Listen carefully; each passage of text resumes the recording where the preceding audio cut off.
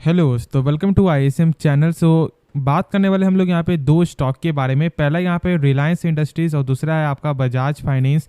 तो आप इस वीडियो को जरूर से अंत तक देखना। पहले हम लोग यहाँ पे रिलायंस के बारे में जानेंगे। देखो आज जो यहाँ पे गेन जो देखने को मिला है ऑलमोस्ट आपको 2% ज़्यादा, उसका यहाँ पे वजह क्या है? तो देखो यहाँ पे वजह आपको दो न्यूज़ यहाँ पे निकल के आते हुए दिखाई दे रहा है। और यहाँ पे पहला क्या है कि जो जियो का जो फ़ोन यहाँ पे लॉन्च होते हुए दिखाई दिया आपको 5G मोबाइल।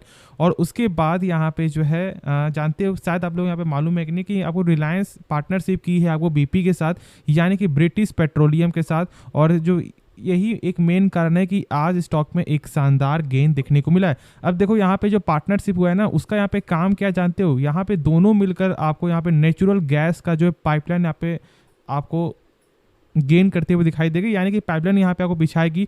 जो यहाँ पे सबसे खास न्यूज़ है इस रिलायंस कंपनी के लिए, क्योंकि कहीं ना कहीं देखो लॉन्ग टर्म में ये आपको हेल्प करते हुए दिखाई देगा। देखो यहाँ पे आपको जो जियो का 5G मोबाइल वो तो यहाँ पे न्यूज़ है ही, और साथ साथ यहाँ पे जो बीपी का जो यहाँ पे पार्टनरशिप हुआ वो भी यहाँ पे एक अच्छा न्यूज़ निकल के आता है। बस यही दो मेन कारण के लिए आज स्टॉक में एक शानदार गेन देखने को मिला है। और कहीं ना कहीं अपने आपको भारतीय मार्केट में भी एक शानदार गेन निकल के आया है। आप यहाँ पे देख सकते हो कि जो निफ्टी 50 में 133 पॉइंट का आपको गेन निकल के आया है। कहीं ना कहीं निफ्टी 50 ऑलमोस्ट एक साइन दे रहा है आपको अभी भी यहाँ पे बुलिश का, क्योंकि जहाँ पर जो इसका लेवल जैसे आपको ब्रेकडाउन आपका हुआ, जैसे यहाँ पे क्रॉस किया लेवल आपको ऑल टाइम हाई का, उस समय से स्टॉक अभी लगातार अभी आपको गेन ही दिखाई दे रहा है। तो क्या अभी भी हम लोग यहाँ पे निफ्टी 50 में बुलिश ही शो करे, या फिर अभी हम लोग यहाँ पे थोड़ा सा वेट कर ले? और देखो बहुत से लोग आपको ये सवाल भी हो रहा होगा कि ऑलमोस्ट 19,000 प्लस जो निफ्टी 50 जाने के बाद भी आपका पोर्टफोलियो कुछ ज़्यादा फर्क निकल के नहीं आया है। तो देखो इससे आपको यहाँ पे घबराना नहीं है, ये इंडेक्स है। और देखो ऐसा नहीं कि यहाँ पे सारे स्टॉक ही भाग रहे हैं, नहीं, कोई एक दो स्टॉक जब यहाँ पे गेन हो रहा है तो कहीं ना कहीं इसके कारण यहाँ पे सपोर्ट आपको मिल रहा है। और मेरे हिसाब से ज़्यादातर यहाँ पे मिड कैप पे बहुत ज़्यादा यहाँ पे गेन देखने को मिला है कहीं ना कहीं। तो बस यही दो तीन मेन कारण है। बस आपको एक चीज़ यहाँ पे जो ध्यान क्या देना है कि बस आपका कंपनी सही होना चाहिए, जो आप स्टॉक में पैसा लगा रहे उसका बस बिजनेस सही होना चाहिए। आज ना कल वो कंपनी यदि सही से काम करते हुए दिखाई देगी तो पैसा आपको जरूर बनते हुए दिखाई देगा। ये आप भी समझ रहे हो, लेकिन आप बस शॉर्ट टर्म के लिए यहाँ पे ये सोच रहे हो कि लगातार निफ्टी 50 यहाँ पे गेन होते हुए दिखाई दे रहा है, लेकिन आपके पोर्टफोलियो में कुछ फर्क नहीं पड़ रहा है। तो ये सब कोई छोटी मोटी बात है, ज़्यादा यहाँ पे आपको टेंशन नहीं लेना है। आप यदि ट्रेडर हो तो फिर एक यहाँ पे बात अलग है, लेकिन यदि आप यहाँ पे लॉन्ग टर्म पर्पज के लिए हो तो फिर आपको ये सब नहीं सोचना चाहिए कि कैसा यहाँ पे पोर्टफोलियो चल रहा है। बस आपका पोर्टफोलियो यहाँ पे स्ट्रांग होना चाहिए। एक अच्छे कंपनी को आपने पिक किया है, फिर आज ना कल वो पैसा बनाकर आपको देगा ही देगा। अब देखो हम लोग यहाँ पे जो रिलायंस के बारे में जब आपको जानते हैं तो आज पहले देख लो कि यहाँ पे क्या गेन निकल के आया है। जैसा कि आप यहाँ पे देख रहे हो कि 2.5% का एक शानदार तेजी आपको निकल के ऑलमोस्ट शो हो रहा है। और ये 2612 का जो क्लोजिंग लेवल है, क्या हम लोग स्टॉक को अभी भी बाई कर सकते हैं? क्या इसका सपोर्ट क्या है, वो बहुत से लोग यहाँ पे जानना चाहते हो और हम लोग इस वीडियो में आपको जानेंगे। देखो मैंने ऑलमोस्ट 10 दिन पहले भी आपके साथ शेयर किया था, जब इसका रेंज चला था 2535 समथिंग में। मैंने उस समय कहा था कि स्टॉक को यहाँ पे आप बाई करो और इसे बेचना बिल्कुल भी नहीं, आराम से यहाँ पे होल्ड करके चलो। और देख सकते हो कि आज यहाँ पे 2660 का लेवल जो है क्रॉस करते हुए दिखाई दे रहा है, क्योंकि मैंने उस समय आपको बताया था। एक काम करते हैं, हम लोग यहाँ पे चार्ट्स को देखकर समझते हैं जिससे आप लोगों को सही से समझ में आ जाए। तो आप यहाँ पे देख रहे हो कि 2536 का जो मुझे यहाँ पे सपोर्ट आपको दिखाई दे रहा है, ठीक है। लेकिन एक चीज़ यहाँ पे और आपको गौर करना है कि यदि हम लोग यहाँ पे आपको जो ट्रेंड लाइन यदि आपको ड्रॉ करते हैं मान लो, तो आप यहाँ पे देख रहे हो कि कहीं ना कहीं यहाँ पे भी आपको ब्रेकडाउन जो नज़र आ रहा है। तो बस आपको यहाँ पे क्या करना है जानते हो? स्टॉक को अभी यहाँ पे आराम से होल्ड करके चलो। और हाँ, यदि आपको बाई करने के लिए जब सोच रहे हो तो आप बाई कर सकते हो, लेकिन बस यहाँ पे आपको थोड़ा रिस्क यहाँ पे ज़्यादा होगा। क्यों? क्योंकि आपको ये लेवल को यहाँ पे गौर करना होगा। और उसके बाद यहाँ पे जो टारगेट आपको लगातार टारगेट यहाँ पे दिखने को मिल रहा है, 3100 प्लस का टारगेट यहाँ पे जेपी मॉर्गन ने भी दिया है। तो सॉरी, यहाँ पे जेफरीज ने भी टारगेट दिया और आपको जेपी मॉर्गन ने भी टारगेट दिया। दो यहाँ पे टारगेट जो है 3000 प्लस का यहाँ पे निकल के आता है। लेकिन तो किसी के कहने पर स्टॉक को बाय या फिर सेल नहीं करना है, खुद से एक बार जरूर से समझना है, उसके बाद ही कोई डिसीजन लेना। तो फिर अब हम लोग यहाँ पे नेक्स्ट स्टॉक के बारे में जानते हैं। और देखो मैंने इस कंपनी के बारे में फंडामेंटल बताया, और यदि आप इसके बारे में जानना चाहते हो तो कमेंट करना, मैं एक बार फिर से इसके बारे में आपको बता दूंगा। तो चलो फिर आज हम लोग यहाँ पे नेक्स्ट स्टॉक के बारे में समझते हैं, क्योंकि इसका जो भी न्यूज़ था वो मैंने शॉर्ट में आपके साथ शेयर कर दिया है। तो स्टॉक का नाम है बजाज फाइनेंस। देखो आज यहाँ पे फिर से जो इसका लेवल है वो यहाँ पे 300 को यहाँ पे क्रॉस कर दिया है।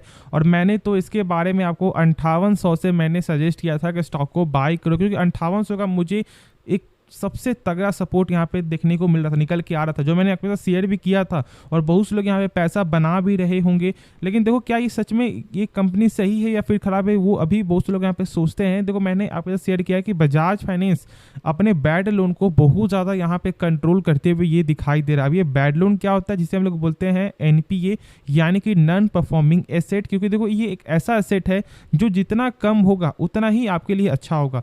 देखो कोई भी बैंकिंग कंपनी या फिर कोई भी बैंक जब डूबता है ना, तो मेन कारण उसका यहाँ पे क्या होता है जानते हो, NPA। क्या होता है कि जब कोई बैंक आपको लोन दे रही और आपने एक भी किस्त पे नहीं किया है 3 महीने तक, तो बैंक का तो पैसा फंस गया है। और यदि मान लो कि आपको पैसा नहीं मिलता है, तो फिर बैंक का जो यहाँ पे 100% जो एसेट है वो यहाँ पे आपको कम होते हुए दिखाई दे रहा है। लेकिन यहाँ पे आपको क्या बोलता है कि 3% से ज़्यादा नहीं होना चाहिए RBI के गाइडलाइन के अनुसार, यानी कि 3% से कम होना चाहिए, ठीक है, इसका NPA। अब रिकॉर्ड क्या जानते हो इसका, अभी फिलहाल इसका जो 0.5% के नीचे निकल के आ रहा है 3 महीने से।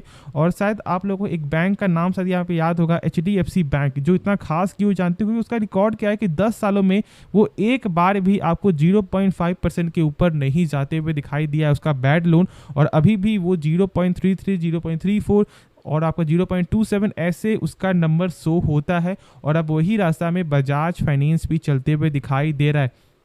तो मैं बस आपको यहाँ पे यही बोलूँगा, कंपनी का फंडामेंटल में कोई भी खराबी नहीं है। हाँ एक चीज़ अब और पॉइंट यहाँ पे जान लो, यदि आप इस कंपनी को होल्ड करते हो या फिर आप यहाँ पे होल्ड करने के लिए सोच रहे हो, एक नंबर LCR यानी कि लिक्विडिटी कवरेज रेशियो। देखो ये एक ऐसा नंबर है जो आपको सही से समझना है। इसका मतलब क्या होता है कि यदि आप मान लो कि बैंक में जमा कर रहे हो 10,000 रुपया, और यदि आप कल होकर जाते हो कि जो मैंने 10,000 जमा किया वो मुझे चाहिए, और यदि बैंक मान लो आपको बोल देता है कि नहीं सर 10,000 रुपये तो नहीं है मेरे पास, यानी कि उनका जो एसेट है वो यहाँ पे कम हो चुका है। और यही चीज़ से बचने के लिए आपको हमेशा चेक करना है कि किसी भी फाइनेंशियल कंपनी का या फिर बैंकिंग कंपनी का जो LCR है वो 100% से ऊपर होना चाहिए। यानी कि आपके पास एक ऐसा एसेट होना चाहिए जो सेल करके आप कस्टमर का पैसा चुका सकते हो। और यहाँ पे तो 233% का नंबर निकल के आता है। यानी कि यदि आपने 10,000 जमा किया है तो यहाँ पे 23,300 कुछ रुपए का ऑलमोस्ट जो इसका एसेट है, यानी कि ये आराम से आपका पैसा चुका सकता है।